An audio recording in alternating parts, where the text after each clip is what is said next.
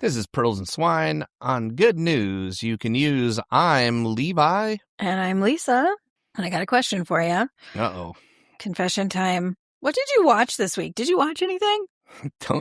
Please do not laugh. It's really hard.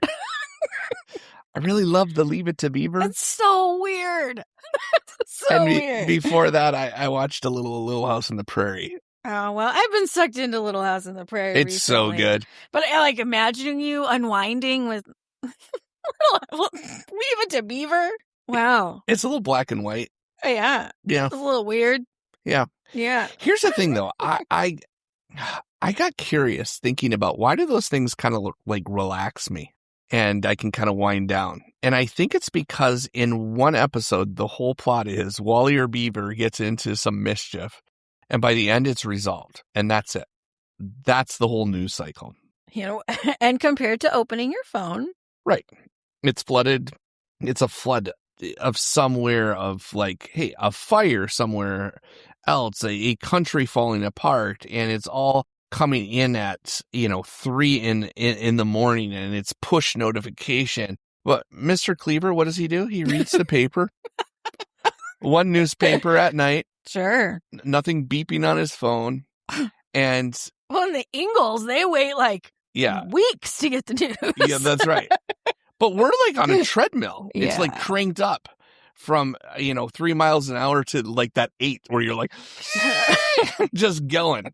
Yeah, well, so today, the real or fake question. Last week we did real or fake, this week too.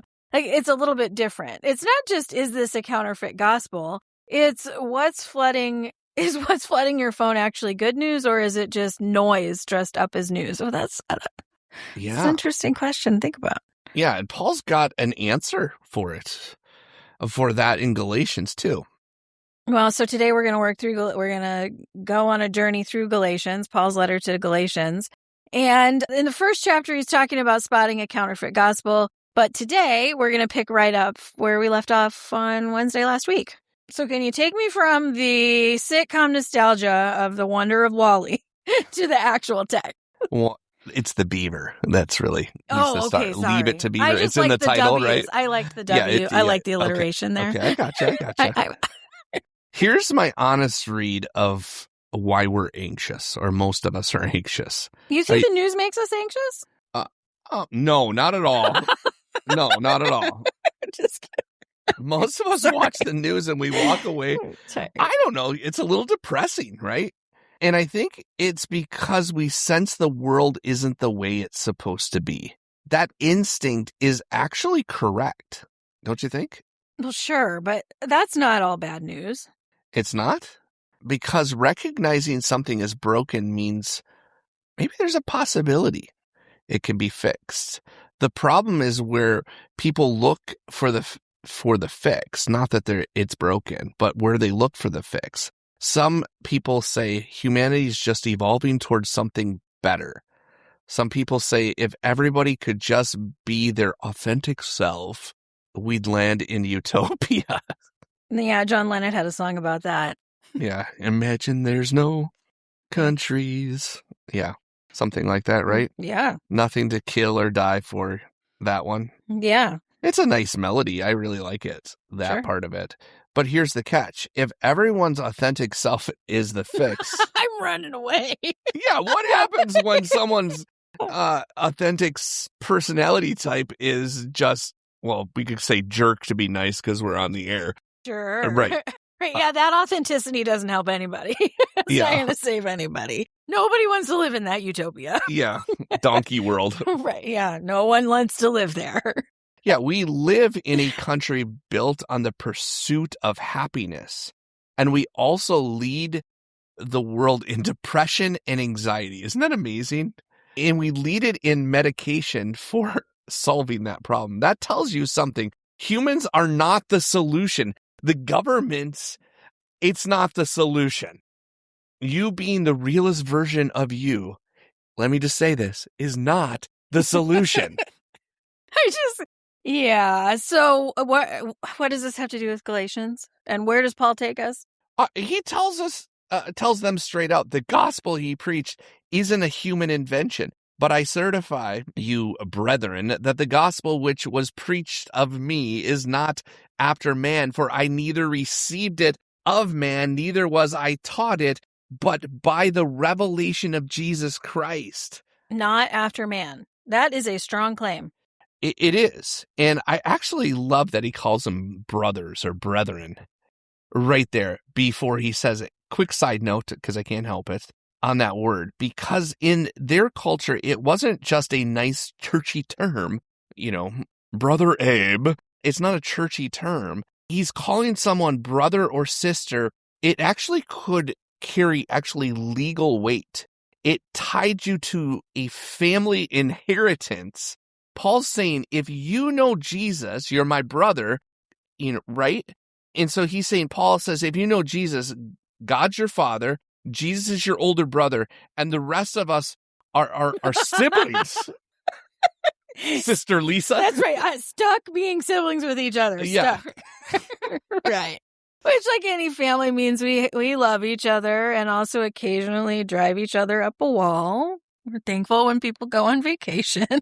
Yes, I'm going on vacation. Yep. Welcome to the family, Lisa. But here's the key distinction for today. Paul draws a hard line between revelation and speculation. And I think that's really important to note. Man's gospel is speculation. Every culture has some version of it. Worship the sun, follow this philosophy. Oh, humans can come to what is good on their own. Trust this leader, take on how the universe works. It's guesswork dressed up as wisdom.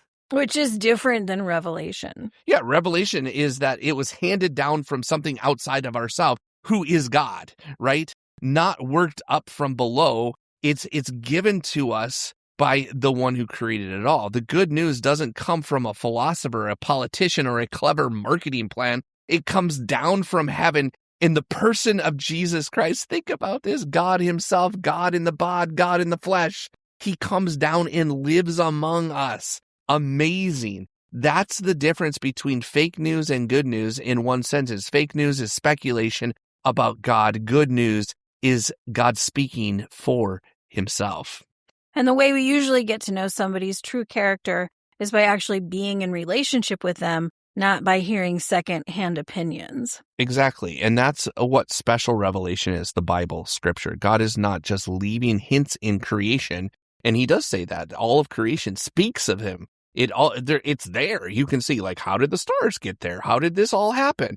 And we could go into the Big Bang Theory and all of those things, evolution, all of those things. But okay, who created the matter? And you could get into a ton of philosophical questions, kind of continual rabbit trails.